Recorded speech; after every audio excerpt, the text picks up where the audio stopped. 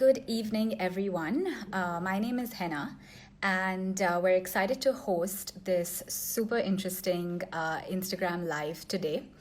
We're going to be chatting with Shipra and Ajay, and I'm super excited for this chat for multiple reasons. We've been getting so many questions about money management as an individual, as a family, as a business owner, and today we'll be looking at all those topics plus more. As a quick introduction, Shipra and Ajay are a husband wife duo. They also run livefromalounge.com, which is a travel and lifestyle platform, and are sort of the experts on benefits on credit cards, loyalty programs, travel, etc., you name it. So, yeah, we're excited to get started. I am going to add them shortly. Just give me a minute. Hi guys. Hi, Hello. hi Ajay, hi Shipra. So nice to see you both. How are you guys doing? All good. How are you? Doing well. How has the situation been treating you guys? Ajay, I saw some incredible looking food pictures on your Instagram handle. Is cooking a new hobby or revisiting an old hobby? It's a new hobby for me. Yeah. It's an old hobby for her. Yeah, so I think we have been married for 5 years now, and so far, he always said he cannot cook for nuts. And that's I think he totally lied to me. I think he lied to me because he's whipping up food like I'm like, okay, are you the same person? That's great. What a pleasant surprise, right? The silver linings to all the craziness and yeah, the stuff that's happening in the world. But yeah, what has life been like with the current situation? How is everything going? Yeah, you want to take that? Yeah, so I mean, I think it's pretty similar for everybody, you know.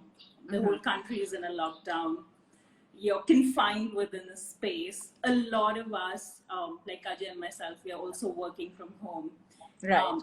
And so we're running a full schedule, we're running a full working schedule. Plus, you're trying to manage the home for the first time. You know, I'm sure for a lot, we are so spoiled as Indians. We are so spoiled with house help, you know, and this whole support structure.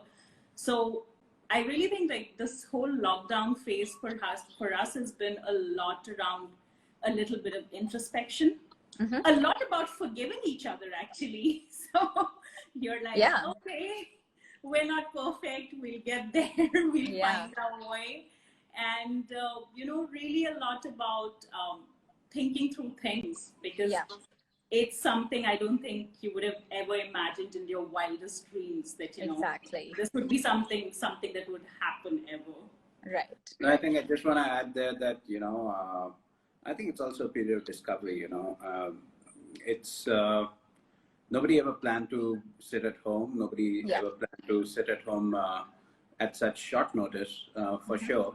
And I guess it's a period of where you discover, I mean, like the cooking phase, I don't know if it's going to be gone once I step out of the home again. But over a period of time, new things come up. And then I think people have to handhold each other, especially the ones who are fortunate to be living with someone at this point in time and have the company. There are phases where we freak out and, we chat it out with each other and it's like a house arrest, but fortunately a luxurious one at this point in time. Right. No, well, very, very well said. And I just saw a comment on the chat as well. Great point about forgiving each other. I think that's lessons learned for every couple, every family that's kind of, navigating this very, very unique situation. So getting into, I guess, a little bit of serious talk, right? Like how have you kind of made changes to, I mean, your finances as a couple or individually, whether, investments, anything around that? Like how are y'all kind of looking at that aspect of life?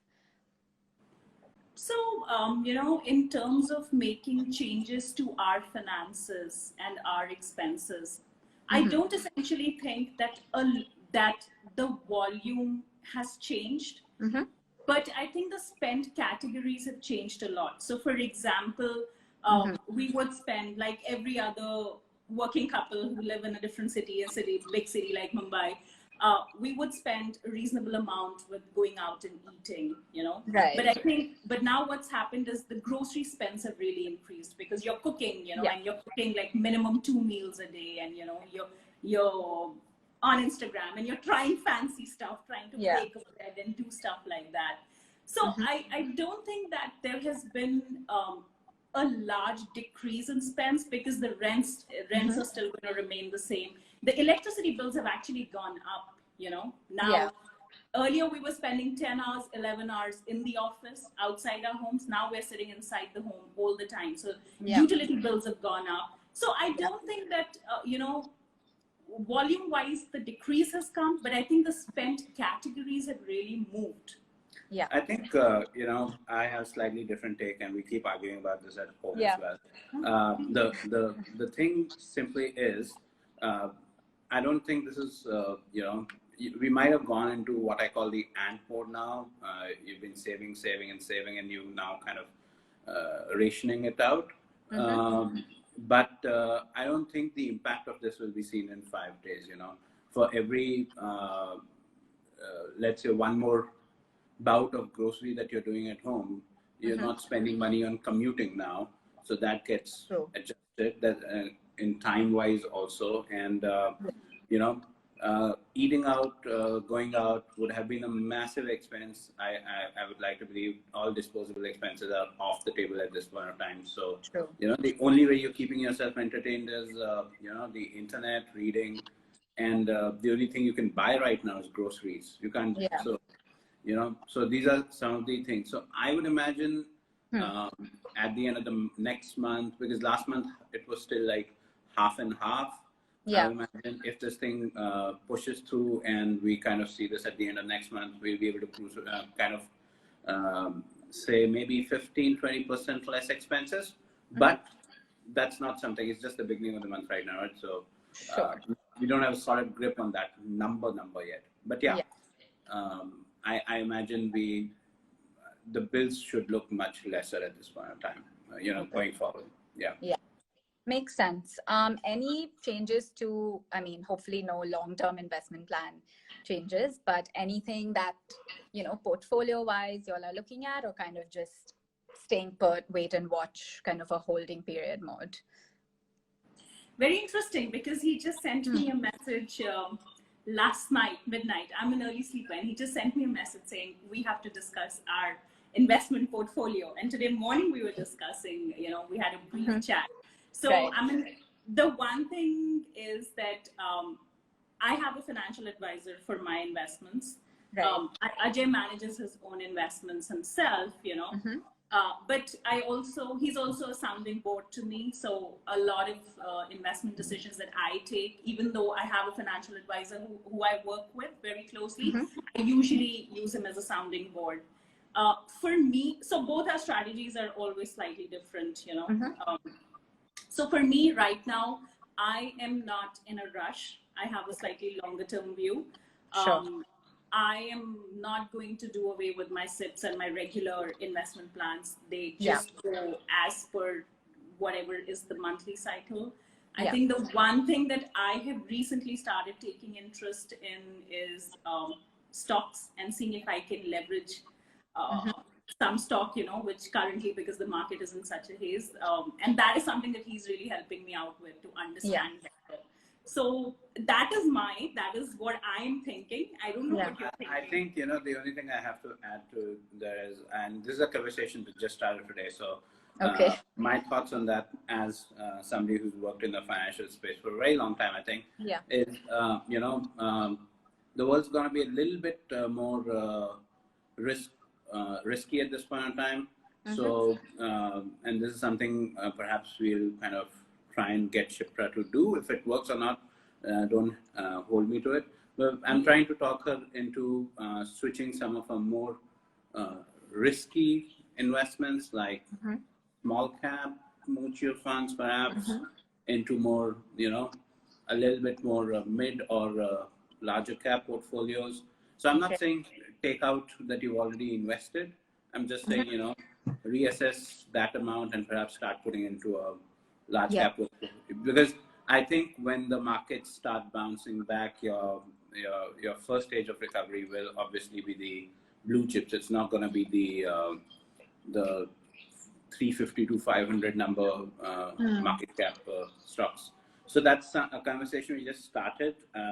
We have to go over it. And the weekend is allocated for that. We have allocated. We have time, right? Yeah. And I also love that you guys have different kind of strategies and approaches. I mean, what better way to diversify, right? As a family as well. So, no, thanks for sharing that. I think Shipra at basis, what we've also sort of maintained, because we get so many questions around this, like, should I stop my SIPs? Should I, you know, like rearrange or just pull out all my investments from my portfolio, etc. And we've always kind of had the same sort of a long-term view. I don't know if it's a woman thing or what it is, but long-term investments sort of stay put. SIPs, it's sort of a great time to continue them. And we also kind of give this message on, you know, if you do have a little extra liquidity, might as well even top them up, right? In this market. So no, thanks for sharing that. I think that makes a ton of sense. And I guess, yeah, we're getting a few questions around, so I'll just kind of jump to that. We're getting a few questions around insurance policies, both health and term insurance, etc. So has there been any changes in how you guys are looking at kind of that aspect of life, just the protection of wealth aspect, either around term plans or health insurance?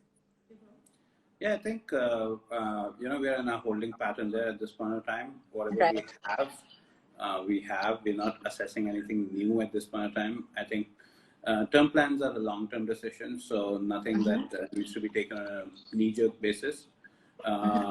And any which ways, you know, term plans, like you perhaps know even better than me, is that, you know, it's a multiple of your current earning ability and so on. So I would imagine as long as you're covered on that, you're good.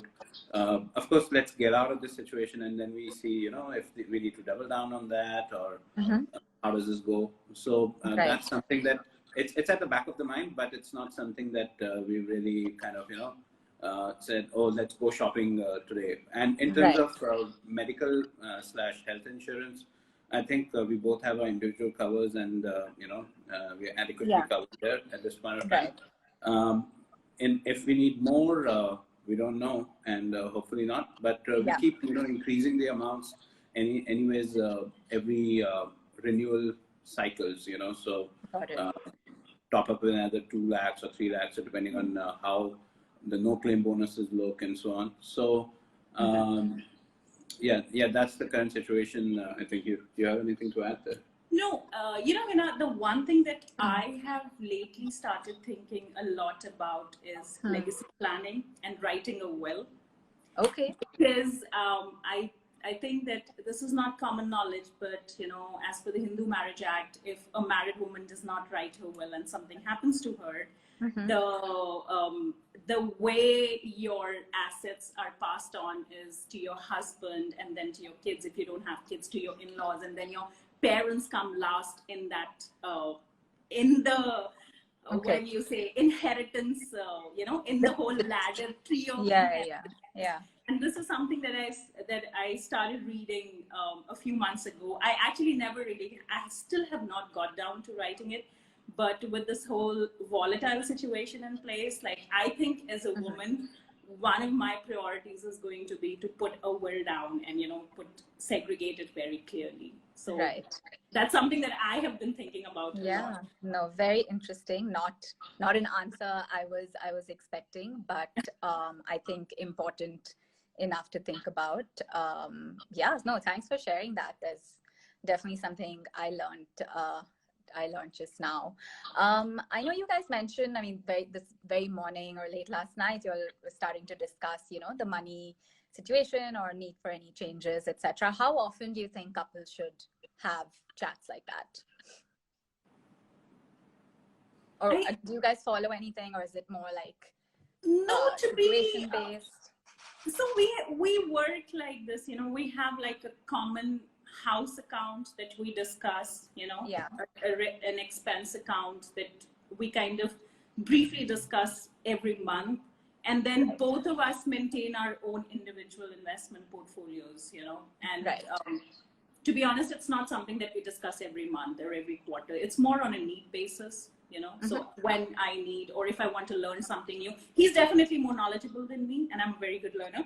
So when I want to, when I want to learn something new, for example, equity stocks is my new interest, you know, I will grab him and I will be like, oh, why is this? Can you explain me that? And stuff like that.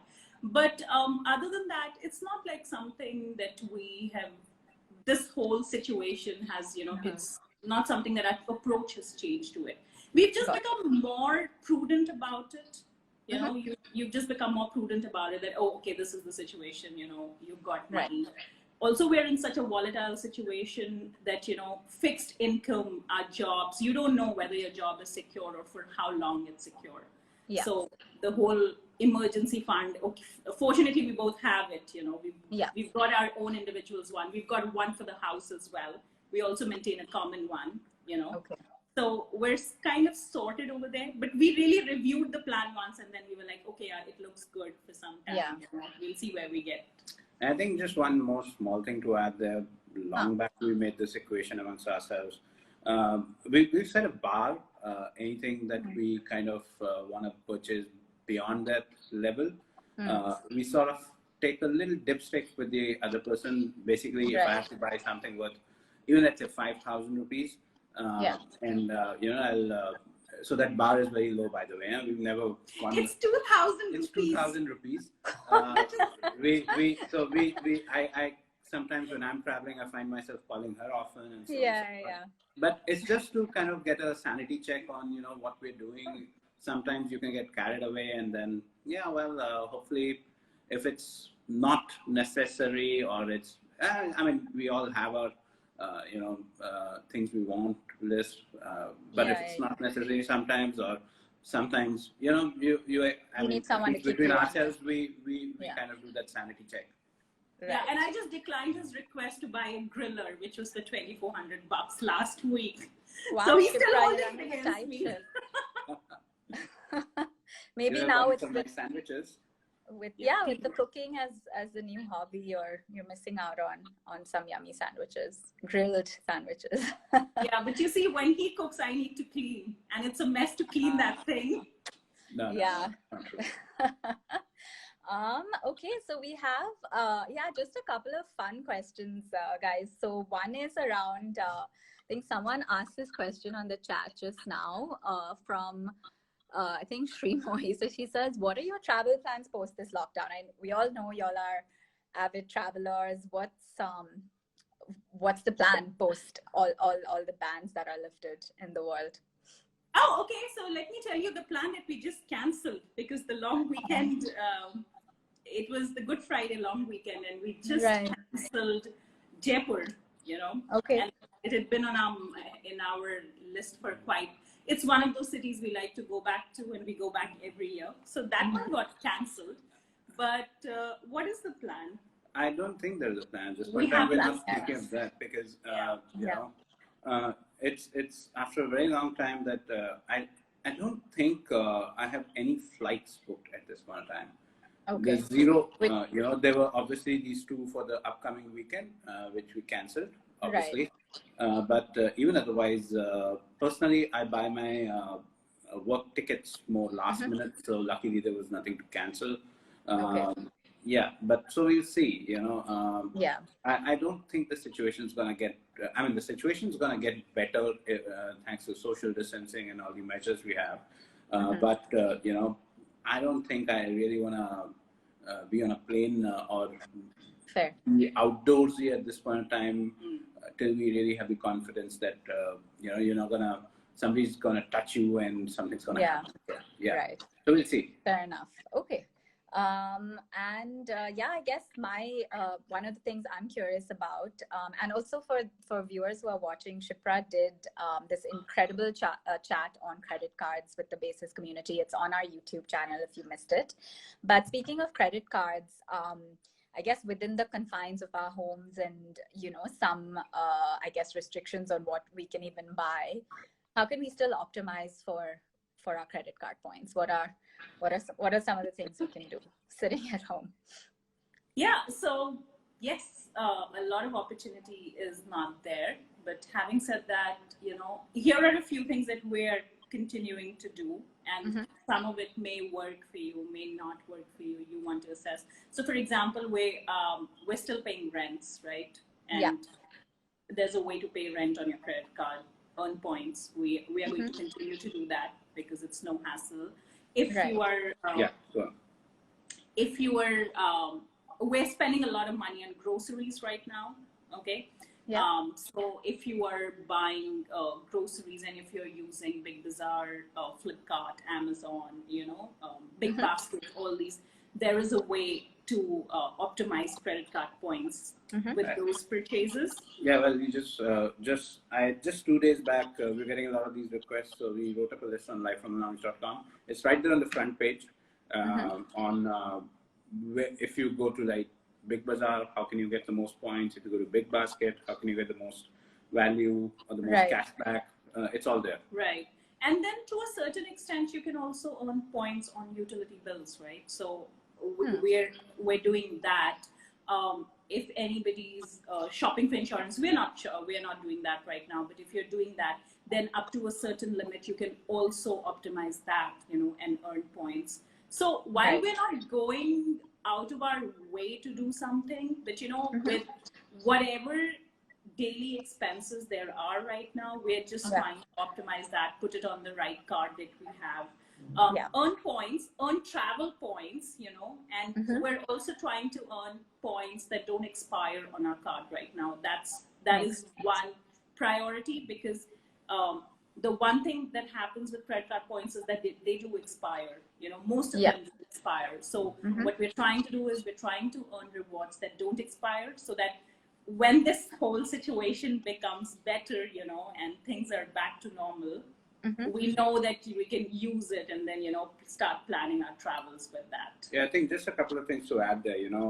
Another key category right now, which I've been personally telling a lot of people to do, is do donations, because there are a lot of people who need that money, and if you are privileged enough to have some spare, please go ahead and make some donations.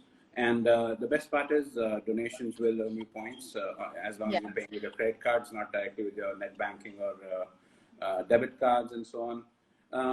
And one more thing, I'm sure this is one of my favorite ways of earning points. A lot of I'm not going to name the bank here, but because I don't want to plug something, but if you hold a certain bank's cards and you load your Paytms, I'm sure Paytms are back in vogue to pay your Doodh Wala, to pay grocery wala, 4 recharges a month, and you get 1,000 bonus points. So there's so many ways around us, I guess, at this point in time. I'm not worried about spending them. I'm sure there'll be a time for that. But for now, yes, why not keep earning them? Especially because everyone's advising us to kind of, not touch banknotes at this point in time. So is the vote. Cool. Great. Thank you. Those were super interesting tips. Loved hearing about, how you guys are navigating things at home, how expenses, our whole expense sheets, if you will, have changed with, more being spent on utilities and groceries, less on eating out and, shopping for non-essential things. I also love that you guys are able to be so transparent about money as a couple, and the 2,000 rupee limit. I'm not going to forget that, the 2,000 rupee cutoff that warrants a discussion. And all these great tips on how we can still build credit card points, even just sitting at home for most of the day. So thank you for being so candid and so open about all of this, and thanks for doing this chat and spending these almost 30 minutes with us. Thank you so much, Anna. Stay safe. Thanks, Shipra. Bye.